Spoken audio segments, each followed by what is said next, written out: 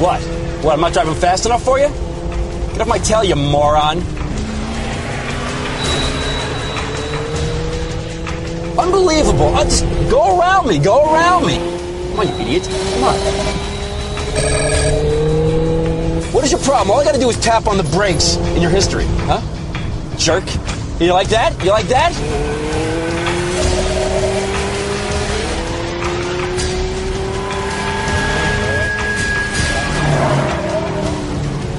Unbelievable. No, you pull over. You pull over and punch in the head, idiot. Ah, I'm so sick and tired of people like that.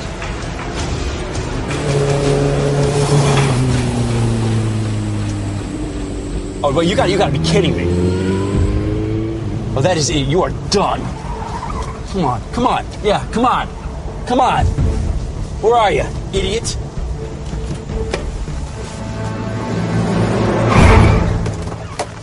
You always drive like a maniac? You could have killed somebody. No, take it easy.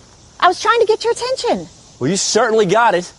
What is wrong with you? What are you tailgating people like that for? Please, just calm down for a minute. I had a perfectly good reason for trying to get you to stop. Really? What was that?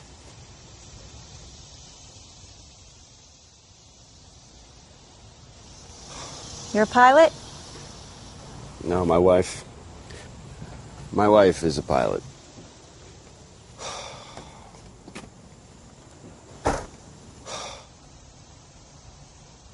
Look, I owe you an apology. It's been a rough week, and it's already been an eventful morning. I mean, not that that's any excuse for... You look pretty tired. Hey, you sound like my wife. I guess it's just been a really long week. I gotta get to work. I got so many fires to put out today. Sorry I bit your head off, really. Yeah.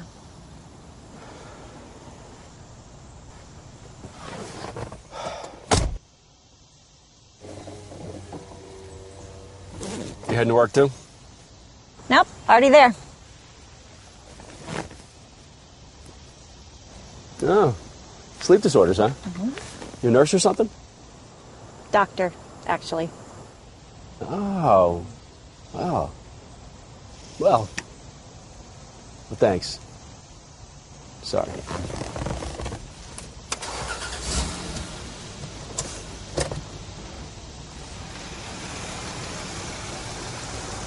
Drive safe.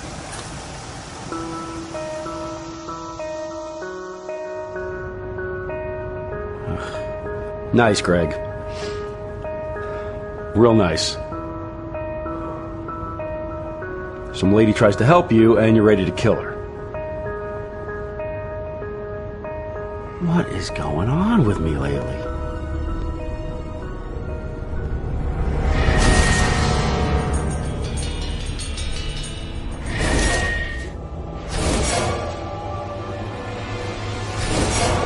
So, Mr. Anderson, you are 40, senior management at a major airline overseeing lots of people and equipment. Mm-hmm. Married, father of a teenage daughter. Mm-hmm. Your weight is normal, blood pressure is elevated, and your blood sugar levels look like they could use some improvement. I don't know. I feel kind of stretched lately. Look, Mr. Anderson, it's not rocket science. The advice I'm going to give you could apply to anyone in any industry, but I am not going to lie to you. You're going to have to break some bad habits and form some new, better ones. You're going to have to get a lot more rest. And when it comes to sleep, you're going to have to start taking some personal responsibility. Responsibility. Responsibility? What does she know about responsibility? You got thousands of lives and millions of dollars resting on your shoulders. She don't know what it's like. You've got to get more exercise and drink less alcohol. You work 60-hour weeks. You're constantly running up and down the stairs at the office and the maintenance facts. That's exercise. Yeah. After all that, you deserve to knock back a few cold ones, right? Absolutely. You're not indestructible. Everyone needs adequate sleep. 8 hours a night at least. 8 hours? Ridiculous. You don't have time for that. And what a sweeping generalization. We're all human. Yeah, maybe. But your job is tough. And you're tough. You don't need as much sleep as the next guy. Look, tell her we'll sleep when we're dead. Right now, we got work to do.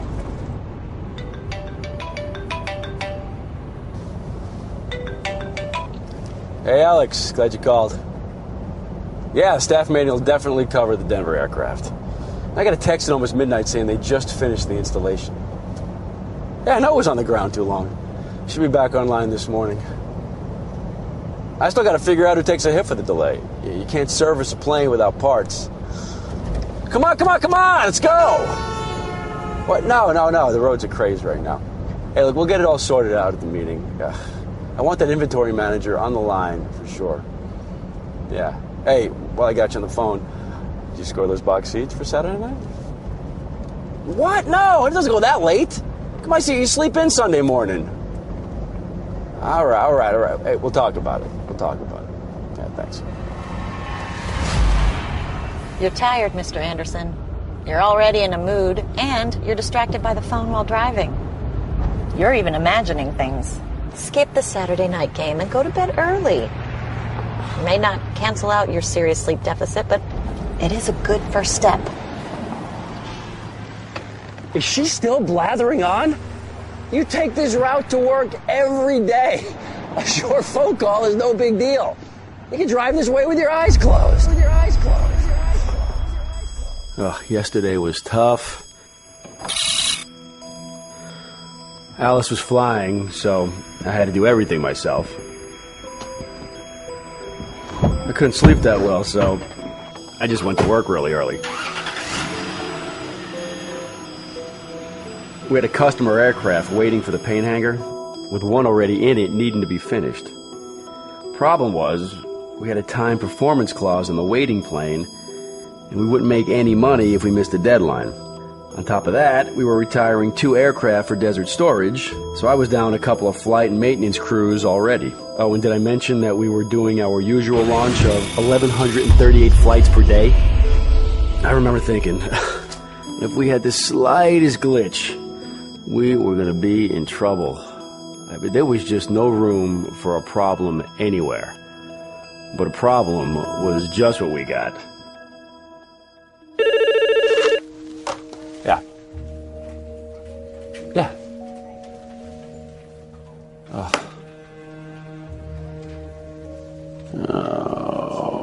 my God. That's terrific. A 737 in Denver had some kind of intermittent short in one of the critical navigation units. I need the plane in the air. I know everyone wants to go home. I know this. No, but you need to have your 2 best guys from graveyard shift stay on and work till it's ready. They can sleep on the weekend. To keep things moving, I had them borrow equipment from another 737 that wasn't due to fly till later that day. I figured the grounded plane would be ready to fly no later than 10 o'clock. And by then, we'd have the replacement parts we needed to get the second plane operational again. It was a good plan. It made sense. It almost worked. Okay, I'll take the good news first. Yeah, NAV2's power harness is fixed. Fantastic. That's great. What's the bad news?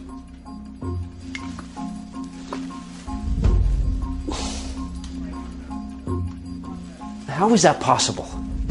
How do you knock out NAV1 in the process of fixing NAV2? No, you don't forget and plug the unit in under power. Even the job card mentions a circuit breaker. Fine. What's done is done. What's done is done. It's a common unit. Every line station that size has at least one of them on the shelf, right? Every station that is, except Denver. Lean inventory, they call it. Lean inventory. So, I ordered a replacement part on the next flight from Dallas. All I can do. And then there was the lightning storm in Dallas. Yeah. Bad enough to delay the flight with my replacement part on it. So, now I got 3 planes sitting. The broken one in Denver, the one I stole parts from, and the delayed one in Dallas.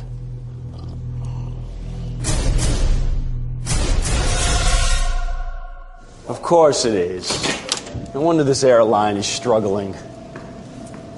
Yeah, send the graveyard guys home.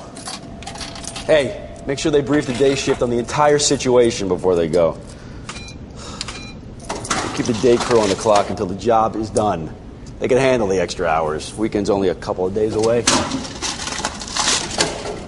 Yeah, call me when it's done.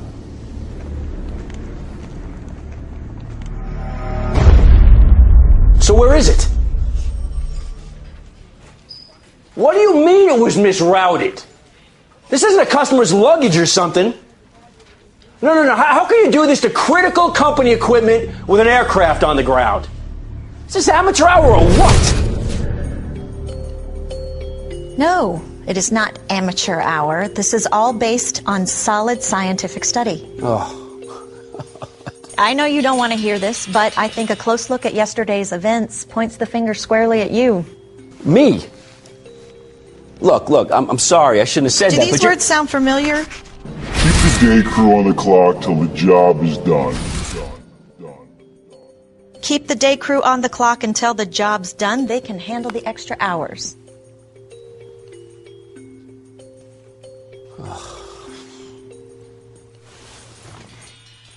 Humans have limits.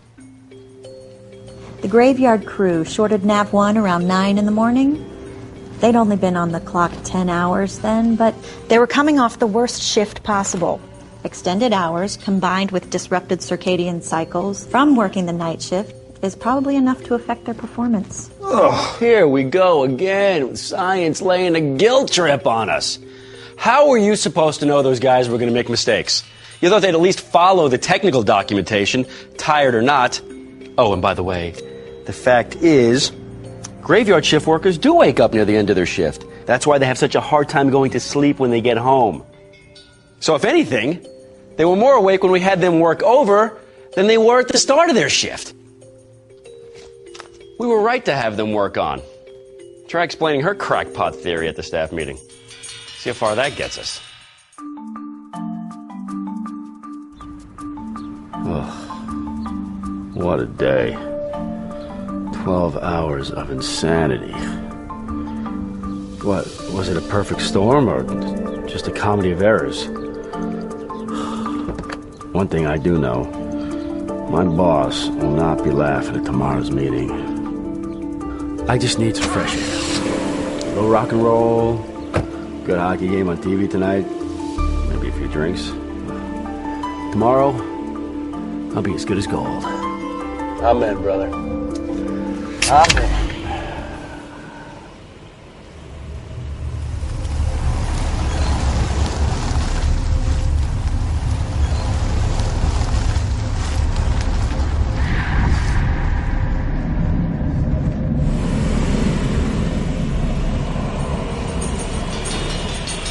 You won't be any good to anybody if you don't get some quality sleep tonight.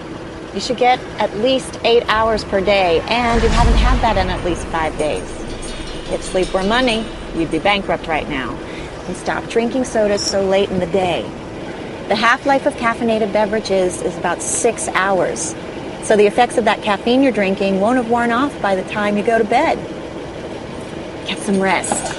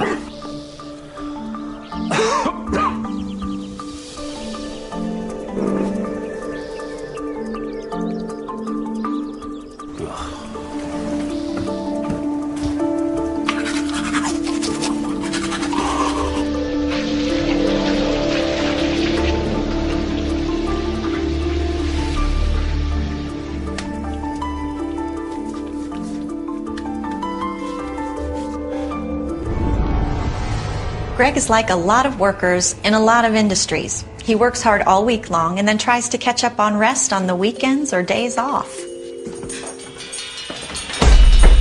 Catch-up sleep is great, but towards the end of the work week, Greg's focus and clarity begin to wane. He's impaired.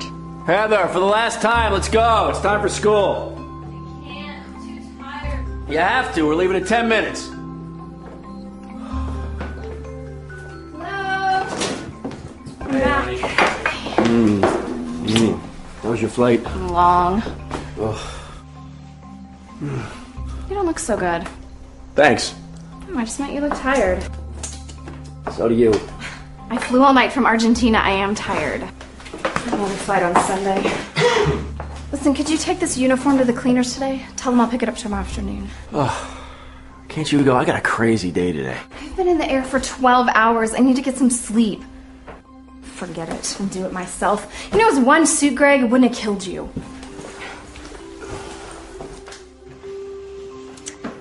One big, happy, sleep-deprived family. At least Alice has an excuse. She's been working all night. She needs to get into a dark room and get some sleep. Hey, Alice. Change clothes and I'll take your suit this morning, okay? It's no big deal. Heather, let's go! Teenagers need a lot of sleep, more than adults. Getting to sleep earlier would cut back on sleeping in, and it might bring a little more peace to the morning routine around here. Ow! I hate this thing. Greg is a mess. One suit, huh? And a few other things. Go on to work. I'll take Heather to school when she gets up. What's that smell? Toaster's evil. It's not evil, you just don't follow procedure when you're tired.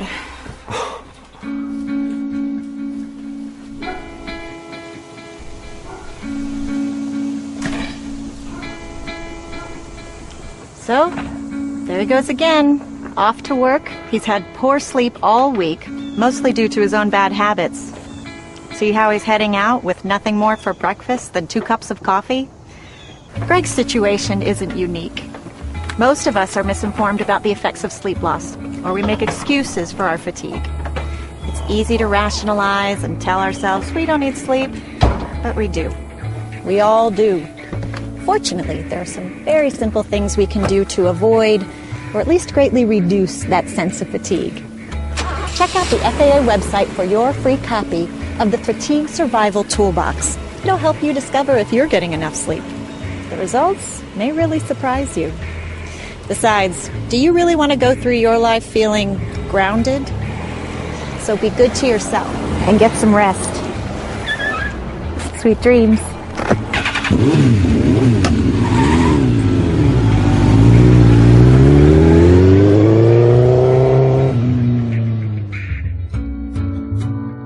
We hope that you enjoyed the video and learned that proper sleep is critical to your decision-making and problem-solving capability.